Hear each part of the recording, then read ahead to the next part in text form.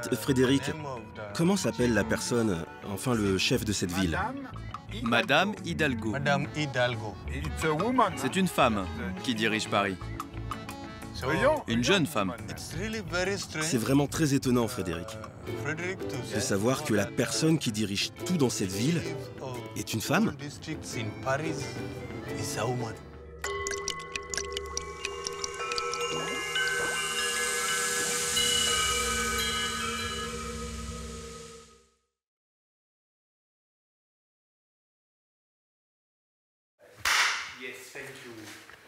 Allez, c'est parti. Si on dit hello en anglais, alors en français, on dit bonjour. Et good evening, on dit bonsoir. Puis good night, vous dites bonne nuit. Comme je ne sais pas parler en français, c'est bien que j'ai ce petit dictionnaire que je vais devoir emmener avec moi pour ne pas être perdu dans la communication avec les Français.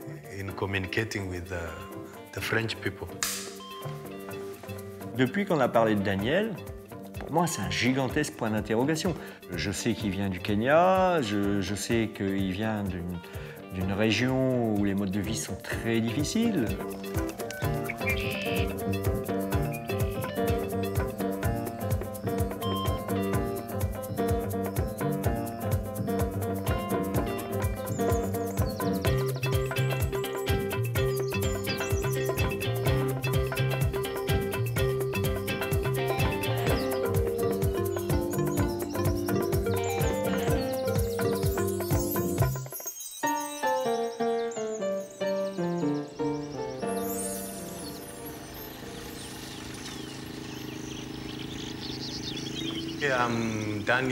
Je m'appelle Daniel Lochomin et j'ai 45 ans.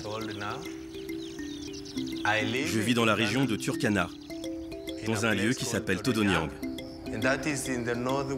C'est au nord-ouest du Kenya. C'est une zone frontalière avec l'Éthiopie, là où la rivière Omo se jette dans le lac Turkana.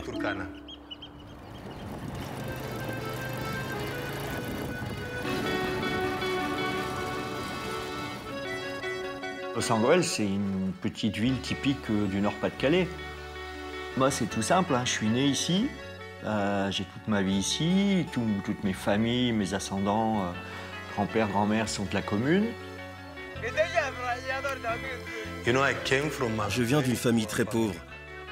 Il n'était pas toujours facile de manger à sa faim. Le plus simple pour avoir un repas, c'était d'aller à l'école.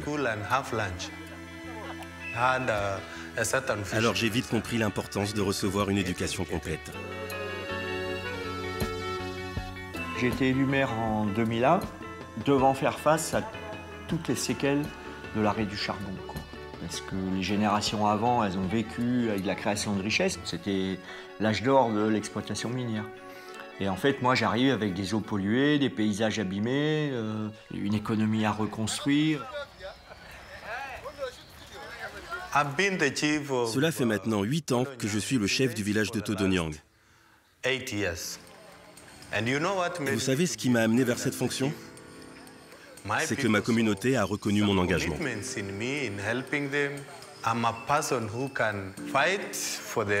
Une communauté a besoin de quelqu'un qui se bat pour elle, qui chaque jour les conseille sur l'éducation, sur le développement à suivre.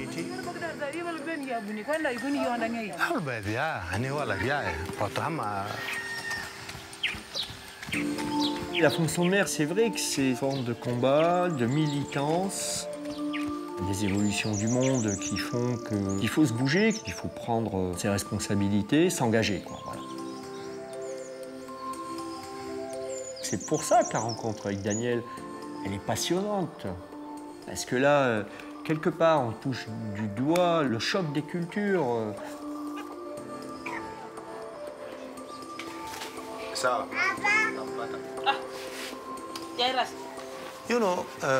Vous savez, si je n'avais pas été élu chef de ma communauté, je ne serais jamais allé plus loin que mon village. Je suis allé en Éthiopie à plusieurs reprises. Et aujourd'hui, je pars en France pour rencontrer un chef français. Il s'appelle Joe France. Je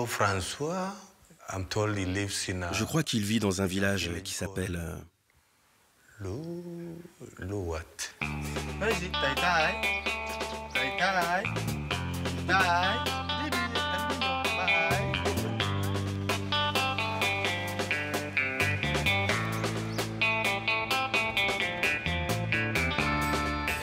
C'était la première fois que je me lançais dans un voyage aussi long, depuis Todonyang, en passant par Nairobi et ensuite Paris.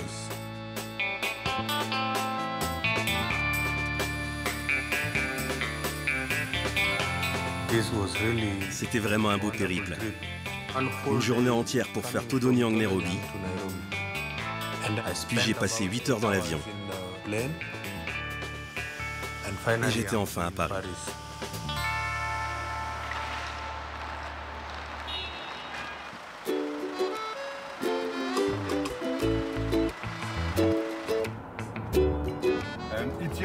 C'est la première fois que vous venez à Paris? Oui, c'est ma première fois à Paris.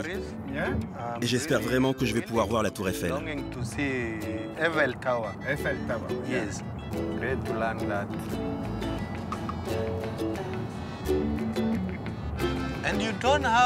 Et vous n'avez pas d'animaux ici? Aucun bétail? Chez moi, vous savez, on trouve des vaches, des chèvres, des moutons, partout. Oui, parce qu'ici, c'est pas la campagne, c'est la ville. Mon premier sentiment en arrivant à Paris, tout était différent, étrange. Même le taxi était bizarre. C'était vraiment une drôle de rencontre en fait. Dites, Frédéric, comment s'appelle la personne, enfin le chef de cette ville? Madame Hidalgo. C'est une femme qui dirige Paris. Une jeune femme. C'est vraiment très étonnant, Frédéric, de savoir que la personne qui dirige tout dans cette ville est une femme.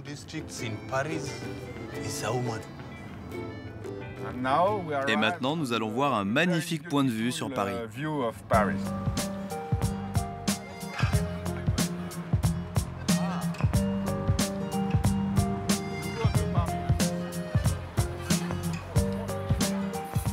Il y a bien des années de ça, quand j'étais encore un enfant, je me souviens que ma mère m'avait offert un t-shirt. Et sur ce t-shirt était écrit « Tour Eiffel, Paris ». Depuis, j'ai rêvé toute ma vie de ça, voir Paris. Et là, j'y étais vraiment. Et ça, c'était fantastique.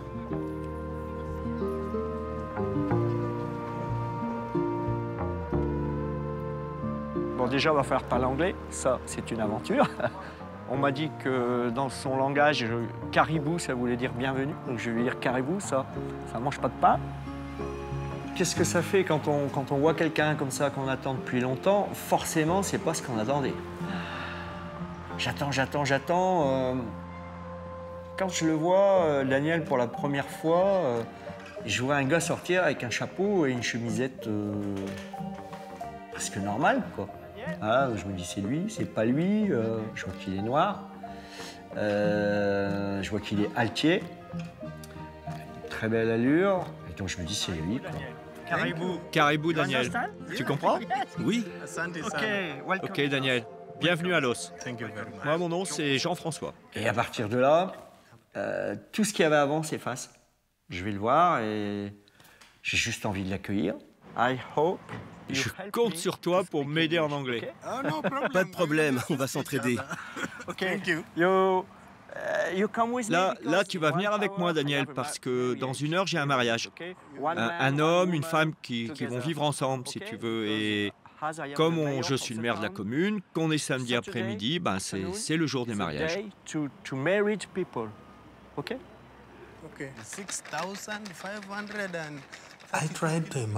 Je m'étais fait une idée de la personne que j'allais rencontrer. J'avais imaginé un homme vraiment grand, fort, voire gros, un peu comme les gens puissants en Afrique. Mais j'avais en face de moi un homme gentil, accueillant, un peu fluet. J'ai beaucoup de surprises pour toi. C'était finalement quelqu'un comme moi. Et là, j'ai 10 minutes pour me changer de costume. Pas de problème.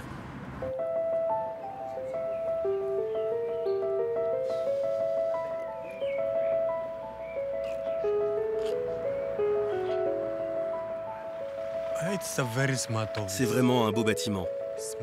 Beau parce qu'il porte la marque de la culture, l'image de la France ancienne, comme s'il nous rappelait des temps plus anciens. Elle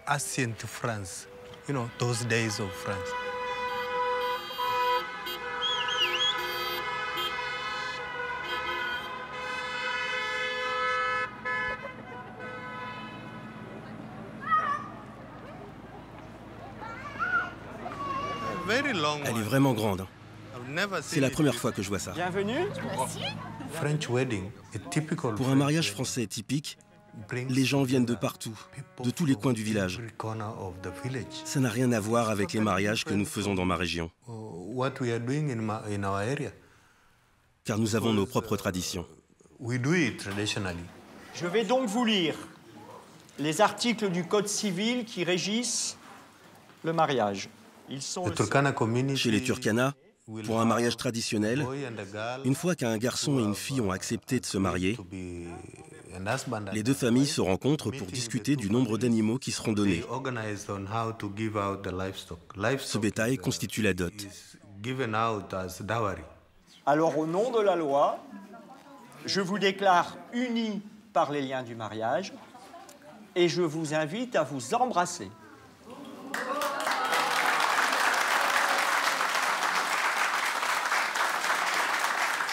Je t'offre cette alliance, signe de mon amour, de mon respect et de ma fidélité.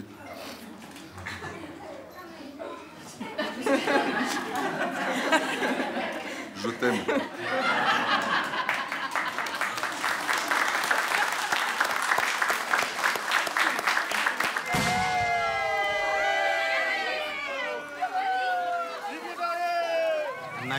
Ah, très beau mariage. In your region, Dans ta région, Daniel, un homme peut avoir combien de femmes? 1, 2, 3, encore plus? a lot Je of. suis content que tu me poses la question. Tous les Français ont une femme seulement. Yes, yes. Je ne sais pas pourquoi. It's forbidden. Ici, c'est interdit d'avoir de femmes. Par la loi. Oui, oui, ici, c'est interdit par la loi. Moi, j'ai choisi d'épouser une seule femme. En ayant une seule épouse, je peux garder un peu d'argent, de nourriture, et partager tout ça avec d'autres personnes. Pas uniquement ma famille. Je donne à ma famille, bien sûr, mais... Oui, pour partager avec plus de gens. Oui, pour partager avec toute ma communauté. C'est intéressant. Chez nous, il n'y a pas de loi qui contrôle le mariage. Si tu as envie de te marier avec 100 femmes, vas-y. C'est toi qui décides.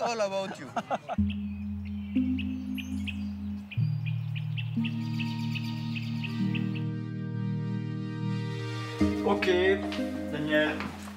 Donc là, ici, c'est l'appartement de mes parents. Avec ma femme, c'est fini depuis quelque temps. Quand je reçois Daniel, j'ai un moment difficile parce que j'ai envie de l'accueillir dans les meilleures conditions possibles. Et c'est pas complètement moi, cet appartement. Bon, c'est une cuisine de célibataire. Hein. Moi, je vis tout seul. Je suis pas un pro de la cuisine, mais bon, on va se débrouiller. Hein. La chambre. La maison du maire, pour moi, c'est une jolie maison. Mais je ne m'attendais vraiment pas à ça. Moi, je pensais qu'un maire, enfin, comme n'importe quel homme politique dans mon pays, il aurait une très grande maison, avec au moins 5 ou 6 chambres peut-être, pour pouvoir héberger tous ses visiteurs. Voilà, tu vois, ça, c'est pour m'entraîner à vélo. C'est un peu mon invention. C'est pour travailler. Comme ça, je peux... Comme mon temps, j'ai pas beaucoup de temps. J'ai beaucoup de travail. Donc là, tu vois, j'ai installé ça. Je mets mon ordinateur, computer. I have, for example, my job here. Voilà, tu vois, là, je pose mon travail. Je pédale à peu près pendant 1 heure tous les matins. Et après, quand j'arrive à la mairie, je me sens le plus fort du monde, quoi. The best of the world. Super fort. Ok. Encore une fois, j'étais très surpris par cet homme. Il m'a même offert son lit. Ça va aller? Et lui, il a dormi sur le canapé. Tu veux essayer? Yes. Ok. Avec la veste? Ok. Hey. Oh.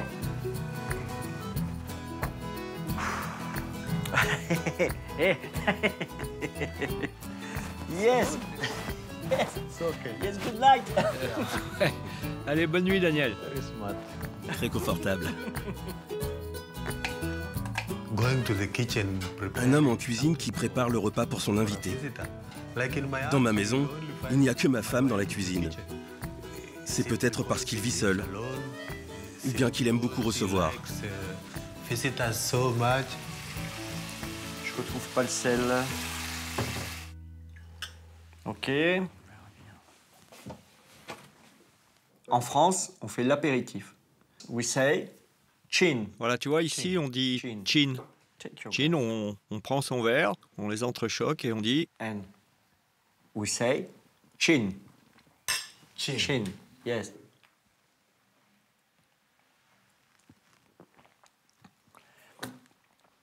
Strong. C'est fort. C'est trop fort. Très fort. Avec un goût amer. Très puissant. Yes. Daniel, en fait, je vais boire ton vin parce que moi, j'adore ça. Oui, vas-y.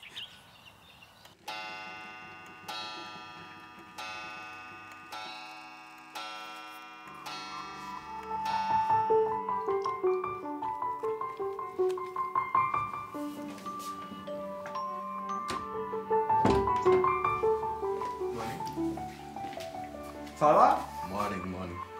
Tu as bien dormi? J'ai très bien dormi. Le lit était vraiment confortable. Et j'ai dormi suffisamment. Tu as fait une très longue nuit.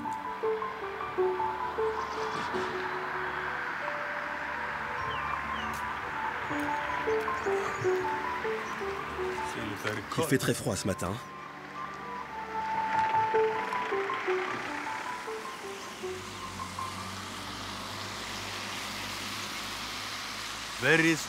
C'est bizarre ça. Hier il faisait chaud et aujourd'hui il fait froid. Je ne comprends pas. Cet endroit est étrange. Le temps change tout le temps, j'ai l'impression.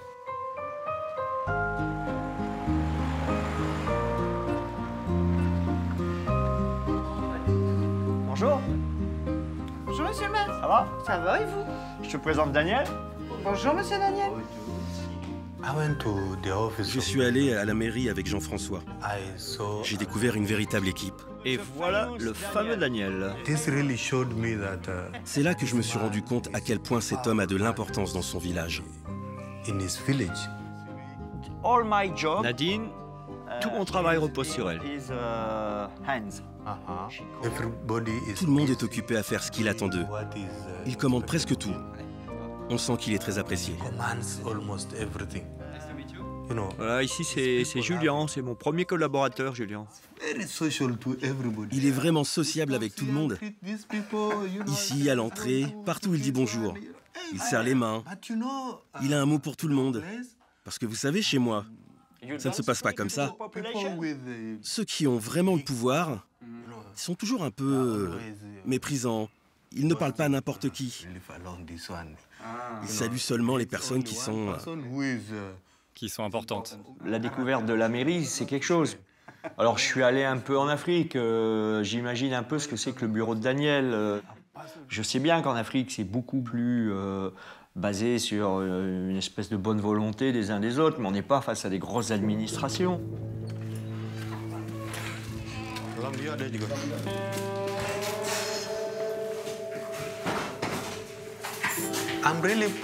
Je suis vraiment fier de ma fonction de chef.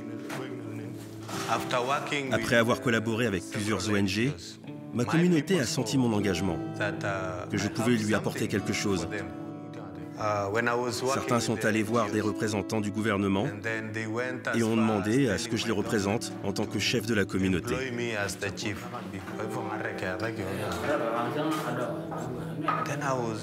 On m'a convoqué à un entretien et j'y suis allé. J'ai été le favori et en sortant, j'étais devenu le chef. Il faut quelque chose pour les pêcheurs. De quoi avez-vous besoin? Nous avons besoin de ces bidons avec des robinets pour que les gens puissent se laver les mains avant de manger.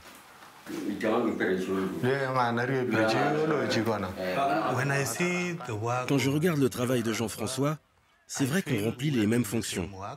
Mais il y a aussi de sacrées différences. Chez moi, je n'ai pas d'équipe. Il n'y a personne pour m'aider au développement de ma communauté. D'accord, tu peux...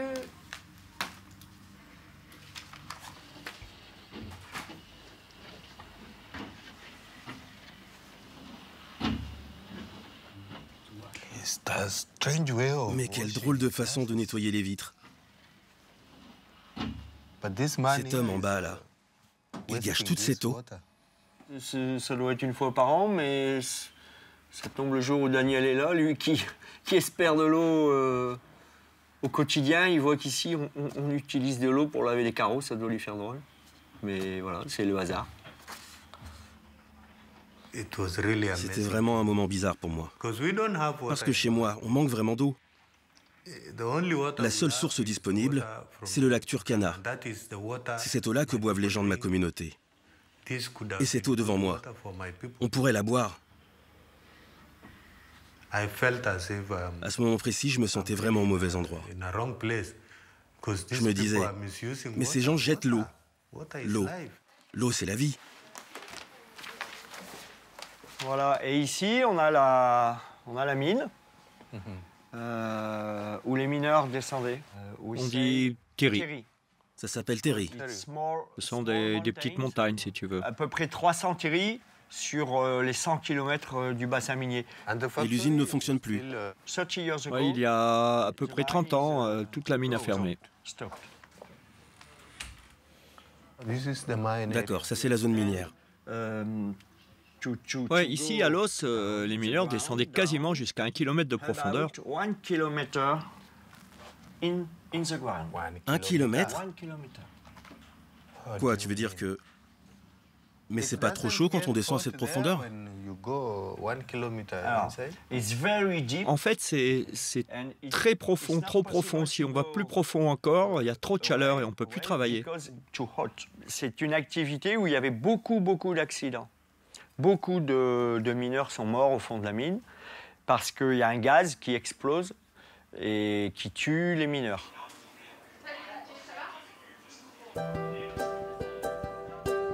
C'est bien dégradé, voilà, 10 600. On a travaillé avec les habitants, on n'a pas finalisé, mais c'est pas chiffré. Mais environ, super vieille. Il y a de l'autre. Cet homme court après le temps. Chaque seconde. Tout ce qu'il fait est prévu à l'avance. Être maire, c'est plusieurs vies. Le temps où j'occupe cette fonction, je représente la communauté. Et ça génère des obligations.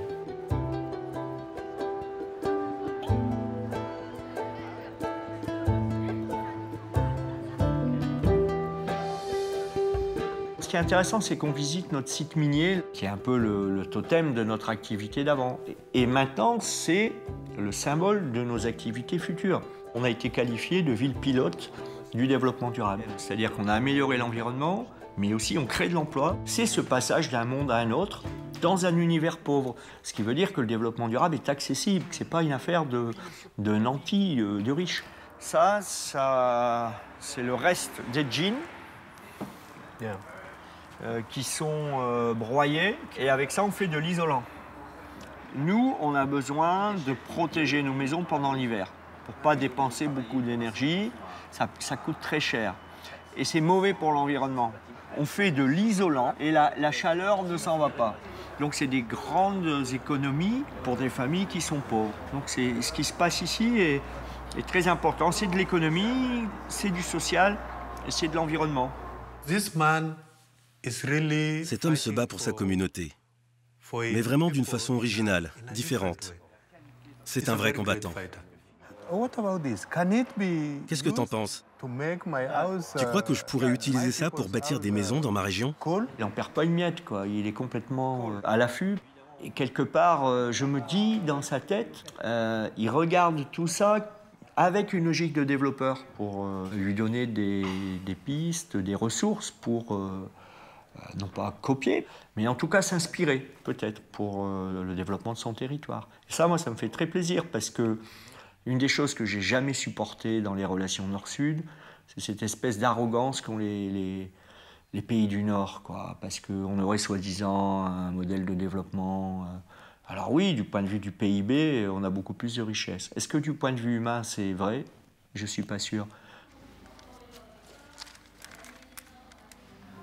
Emmanuel Macron, président de la République française.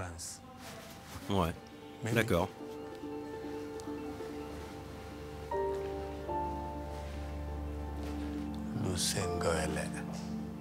Liste des mariés puis la révolution. 23, 24, 25, 26, 27. Et le dernier, c'est...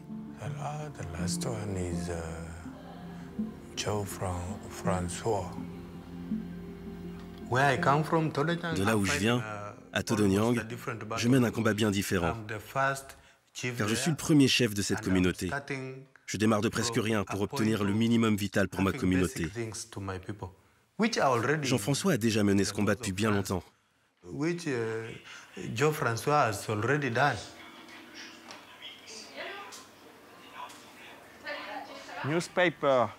Regarde, on parle de toi et de moi dans le journal. Regarde, tu es au top.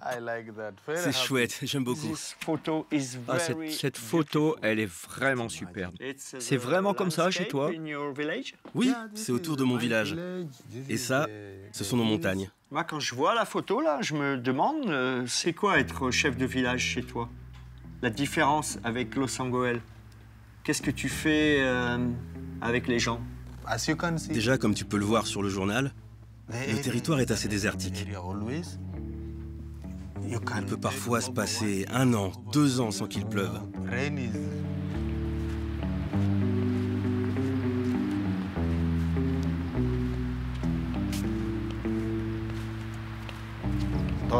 Faut que tu filtres ça bien. Et ensuite, tu remplis les jerrycans avec cette eau.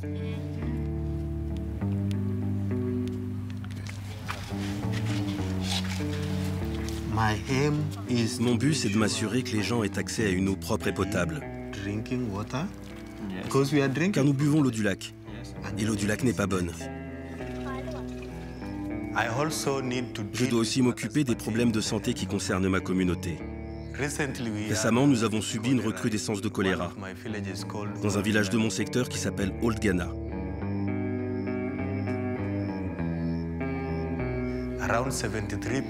On a eu 73 personnes contaminées, mais heureusement pas un seul décès.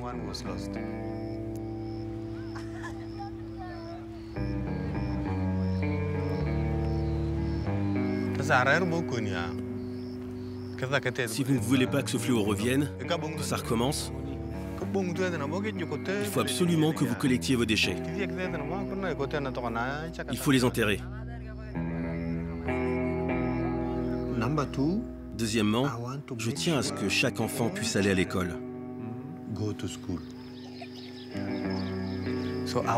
À commencer par le village de Todonyang.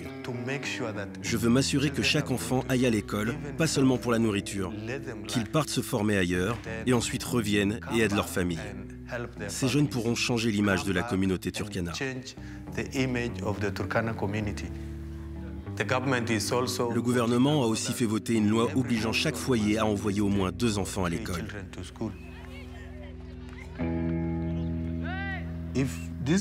Si ces jeunes n'ont pas d'instruction, il n'y aura pas de développement dans cette région. Mais surtout, mon objectif principal est d'établir la paix. Ceux qui habitent de l'autre côté de la frontière éthiopienne, les Dassanesh, ils nous combattent depuis longtemps. Il faut que nous fassions la paix avec eux. Et chez toi, alors, c'est compliqué de faire la paix? Je fais tout ce que je peux. L'année où je suis devenu chef, nous avons perdu 68 personnes d'un coup, tuées par les Dassanèches. C'était extrêmement dur. C'est à ce moment-là que j'ai décidé de tout faire pour résoudre ce conflit.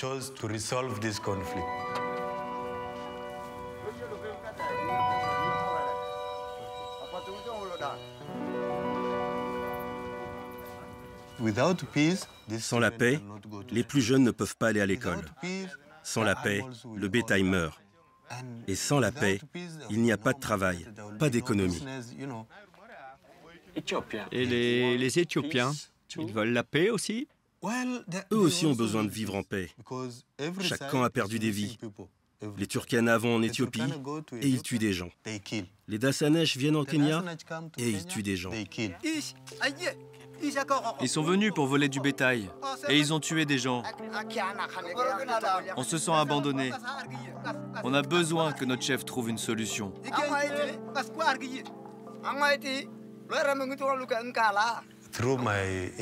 Quand j'organise des réunions de paix, que ce soit avec les Éthiopiens ou les Turkana, je suis heureux de réduire peu à peu les conflits.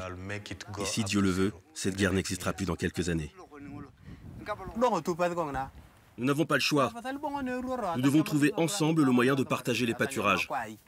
En fait, Daniel, c'est chacun notre combat. Toi, c'est pour la survie, c'est pour lutter contre les problèmes de famine, la guerre avec les Éthiopiens.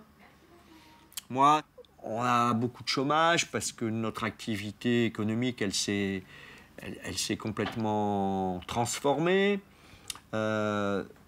Les gens ont plus d'argent que chez toi, mais il y a beaucoup de problèmes, beaucoup de contestations. C'est moins grave, mais c'est un peu les mêmes sujets. C'est comment on vit ensemble, comment on est capable d'écouter, comment on est capable de respecter la différence, et comment on est capable de faire un développement qui détruise pas la nature et qui détruise pas les hommes. Mais bon, c'est un long combat. Ce qui est étonnant, c'est que nous venons tous les deux d'une région pauvre. Mais cet homme est fier de son village, parce que chaque jour, il le porte plus haut.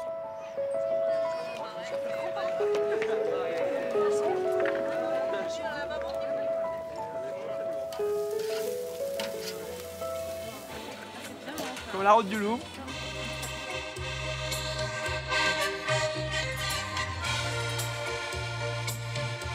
Vous avez vu un monsieur avec un chapeau. Bon, pour l'instant, comme il ne comprend rien du tout au français, il ne sait absolument pas que je parle de lui. Mais je voudrais quand même vous le présenter. Daniel, tu veux bien me rejoindre? Yeah. Alors, ce qui est un peu le cœur de ce qui nous réunit, c'est la question du vivre ensemble. Good evening, everybody. Bonsoir à tous. Je suis désolé, mais je ne parle pas français. J'ai appris beaucoup de choses sur cet homme, sur son travail pour Losangwel. Là, on a de sa part un changement de posture. Il prend la parole. Là, il a sa posture de chef. Il est droit, il regarde les gens dans les yeux, il s'exprime, il assume. Ça lui donne une forme d'autorité naturelle qui se dégage de lui. Essayez d'imaginer que je vis dans une région où nos voisins qui vivent tout près viennent régulièrement pour nous tuer. Pourtant, j'ai choisi de partager avec eux nos ressources, de partager ce que nous avons. Je n'ai pas peur d'aller vers eux, car mon cœur est sans haine. Mais je me dis qu'on est en France dans un moment de difficulté quasiment existentielle.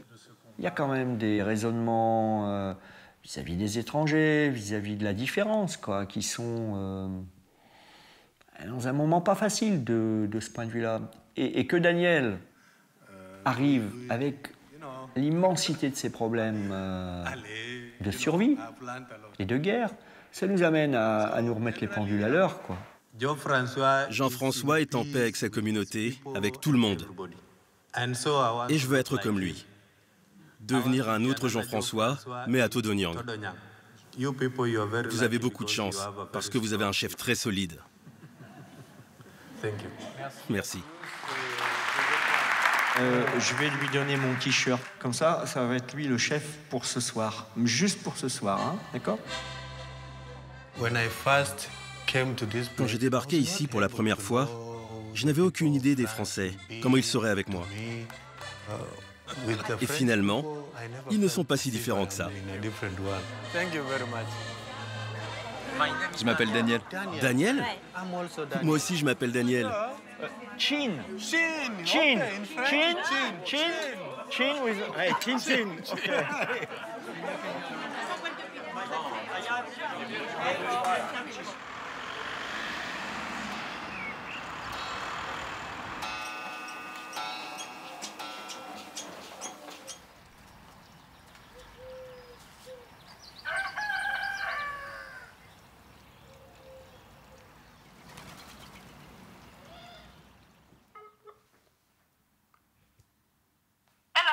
Allô? Allô, vous êtes tous là? Didi, viens ici, c'est papa. Ça va? Ouais, super, super. T'as vraiment l'air content. Vous me manquez. Je reviens bientôt.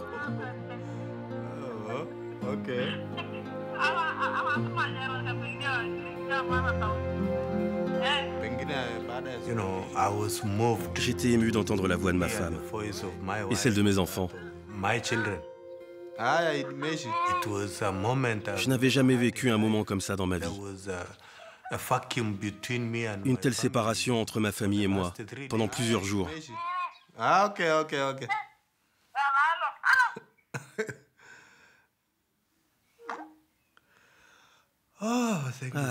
Merci beaucoup.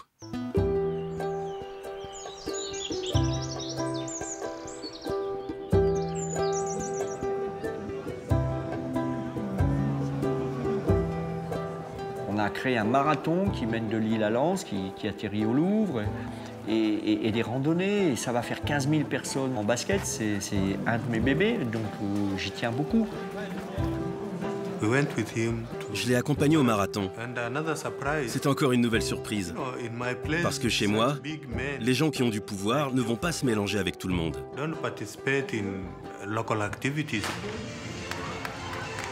Alors, voilà, c'est parti. Je suis et vous n'oublierez pas les jouelettes, à applaudir à la fin. Regarde Daniel. Tiens, ça va? Oui. Et il y a vraiment beaucoup de monde. Il y a des... Bonjour. Ça va? Il y a beaucoup de monde. Et notre idée, c'était de faire vivre le territoire. Que les gens sortent de chez eux, qui mettent des baskets. Tu vas voir à l'arrivée du Louvre, il y a 50 000 personnes. Et tout le monde fait la fête. Allez! Pour lui, c'est un moyen de rassembler, de réunir les gens. Je pense que c'est quelque chose pour devenir populaire. Et il le fait vraiment bien. Tu vois, quand on dit « allez », ça veut dire « go, go ». Allez, man, allez, au bout, allez, allez. Et il m'a dit, Daniel, si tu veux vraiment être aux côtés des gens, tu as besoin de créer des activités que tout le monde partage. Être avec eux te donnera une meilleure image auprès d'eux. Et c'est un moyen de créer une forme de développement.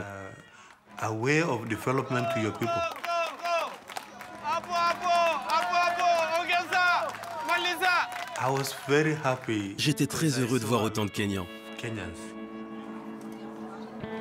Je ne m'attendais pas du tout à trouver des Kenyans en France, et spécialement dans le Nord, dans l'extrême Nord. Je suis très content de vous voir. Je suis en quelle position? Je crois que tu es premier. Premier? À moins que ce soit troisième. Et toi, tu es combien? L'Éthiopien quatrième et les 3 premiers sont Kenyans. Je suis vraiment content de vous voir gagner. Ils ont gagné le marathon, mon propre peuple. Ça m'a fait du bien, parce que mon esprit était de retour chez moi à ce moment-là.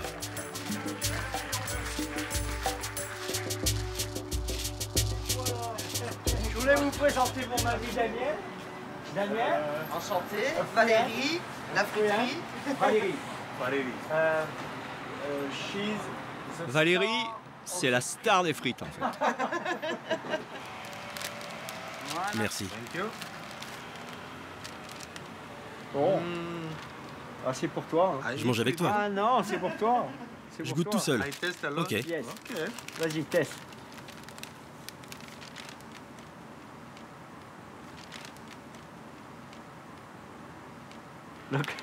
Cette frite, elle est bonne. Elle est vraiment bonne. Ok, ça va. Vous avez fait quelque chose de vraiment bon.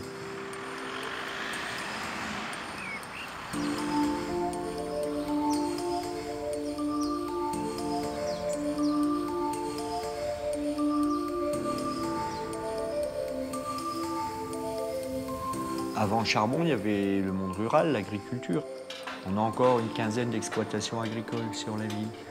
Et l'agriculture, ce qui est intéressant, c'est qu'on a les mêmes sujets sur finalement un modèle de développement qui a produit et qui, à un moment donné, vient buter sur ses limites. Ces vaches sont énormes. Vraiment. Elles doivent donner beaucoup de lait. Combien une vache produit de lait chez toi? Chez moi, ça tourne autour d'1 litre. Mais pendant la saison sèche, c'est moins d'1 litre. Ok. En France, en moyenne, pour des vaches comme ça, de cette race-là, c'est 28 litres par jour. Un jour, 28 litres. Tout ça, c'est fou. C'est trop de lait. Qu'est-ce que vous en faites? Ici, cette ferme, elle envoie son lait pour une fabrique de glaces. Juste pour des glaces. Oui, oui, pour des glaces. Alors chez moi, les vaches sont précieuses. Et c'est une source de problème. Chaque matin, on sort le bétail pour trouver des pâturages et de l'eau. Mais les Dassanèches les convoitent. Ils les chassent hors de leur terre ou les volent pour les ramener en Éthiopie. Et les Turkana font de même avec le bétail des Dassanèches.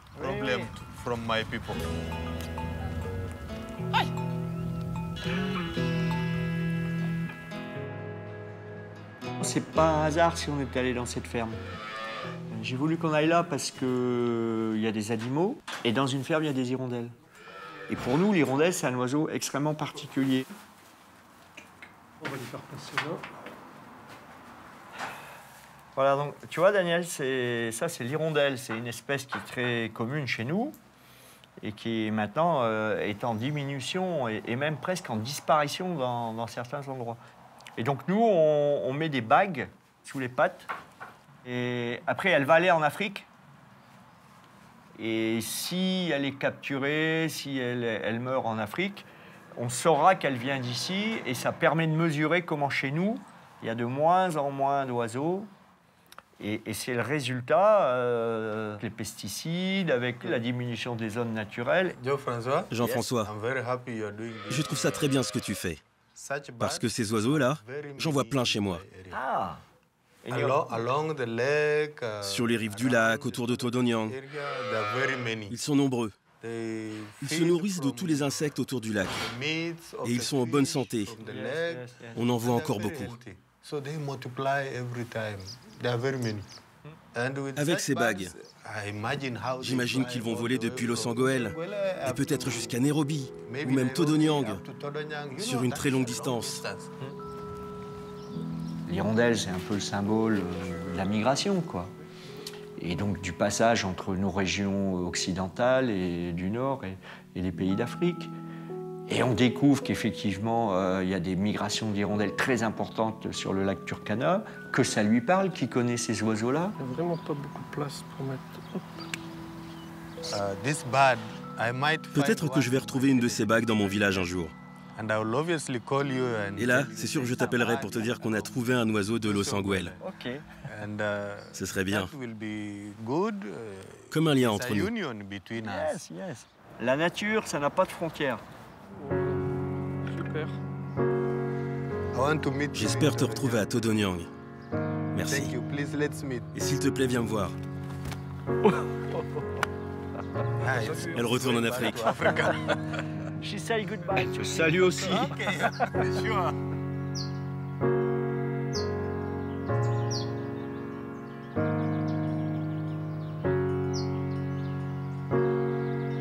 Ces petites montagnes là qui font 150 mètres, c'est des montagnes qui ont été faites avec la main des hommes. Et pour moi, c'est très important parce que c'est l'identité de ma communauté. C'est un étendard, le terri, c'est un totem.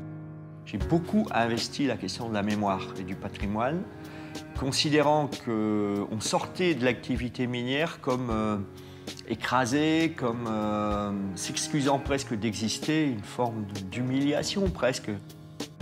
Et c'est comme ça que je me suis lancé dans l'aventure de tenter d'inscrire le bassin minier au patrimoine mondial de l'humanité, considérant que l'histoire des mineurs vaut bien l'histoire des rois dans la création du monde.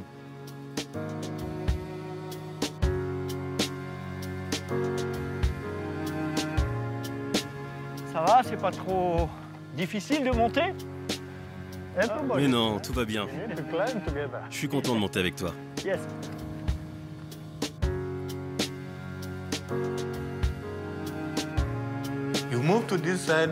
Quand tu montes de ce côté de Losanguel, tu es 100 ans en arrière.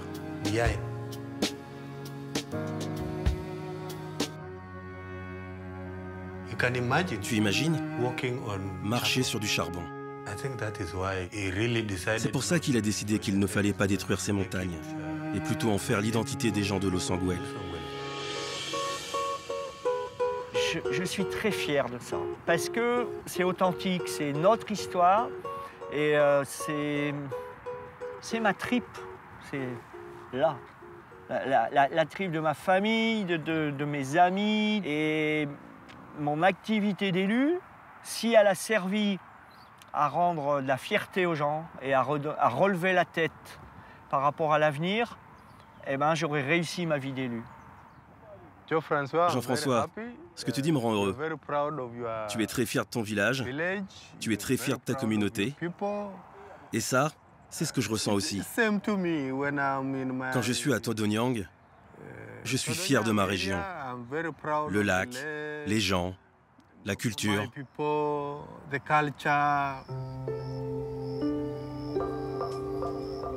Le premier homme est né à côté de mon village. Il y a 1,6 million d'années. C'est comme si le monde entier avait pris naissance à Todonyang. Le monde entier, même le riche français, le riche américain, le riche anglais. Le monde entier vient de Todonyang. Et je vous promets que Todonyang, dans 5 ou 10 ans, fera partie du patrimoine mondial de l'UNESCO. Et j'en serai fier. Peut-être que c'est ce combat que tu mènes qui te rend heureux. Tout ce que tu fais pour développer ton territoire, c'est aussi le combat que je mène. Je fais la même chose. D'ici quelques années, si Dieu le veut, ma région sera comme la tienne. Ok, donne-moi ta main, Daniel. Si on peut s'aider, tous les deux, ce sera une grande réussite. Et je suis très content, très fier de pouvoir aider, très fier de t'avoir rencontré. Et si on peut faire des choses ensemble, c'est super. Thank you. Je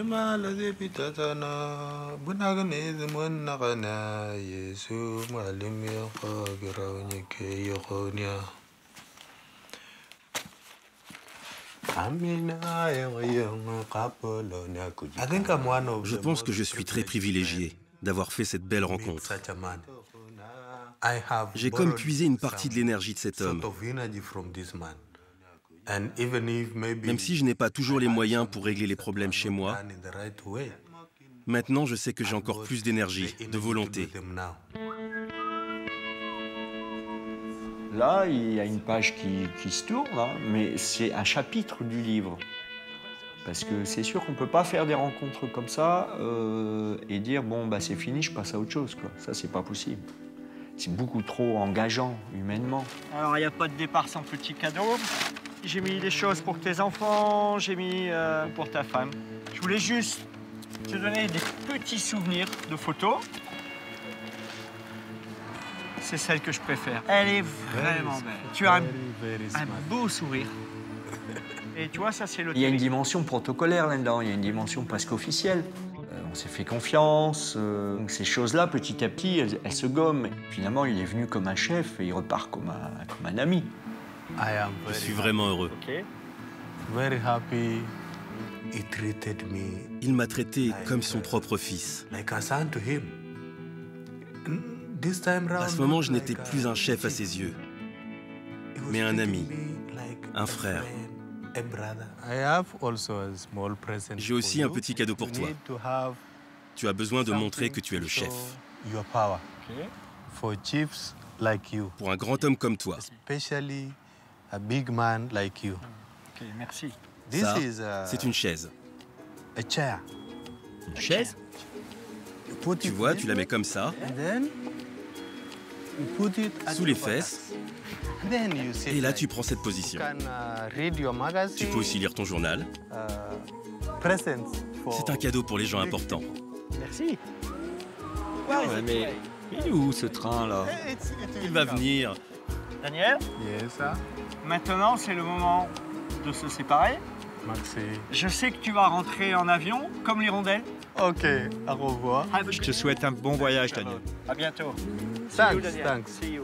Ok. Daniel? Yes, sir? Cette nuit, je dors avec ça. Ça va. Bye bye. Hey, bye bye. Bonne route. Au revoir. Oui. Combien de fois dans sa vie on a la chance de faire ça? Une telle rencontre. C'est une chance incroyable que j'ai. Je ne vais pas la laisser passer. Je vais continuer à l'entretenir, à souffler sur les braises. On se revoit dans 10 ans, je vous raconte tout ça.